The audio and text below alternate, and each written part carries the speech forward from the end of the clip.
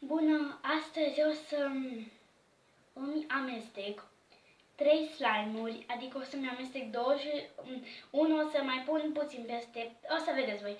O să mi le amestec pe astea două.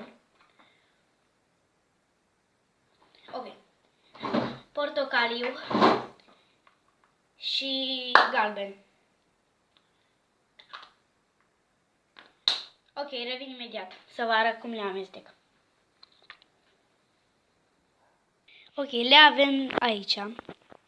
Și acum le vom amesteca. Îl avem pe acesta. Și îl vom amesteca cu acesta.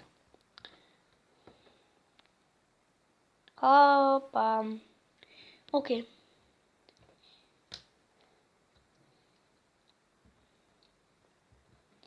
Acestea sunt așa mai lichide. Și m-am gândit să le amestec. Este deocamdată un portocaliu cu galben. E o culoare destul de frumoasă deocamdată. Ok. A ieșit destul de frumos.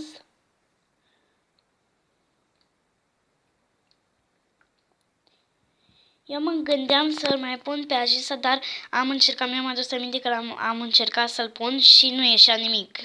Nu se lipea unul de altul. Așa că le-am amestecat pe acestea două. Și a ieșit foarte frumoasă culoarea. Și îl voi păstra în această cutiuță galben.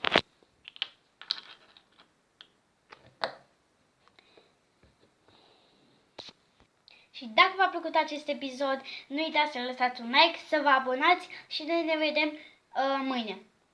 Ne vedem cu un alt videoclip data viitoare. Ok, noapte bună, pa!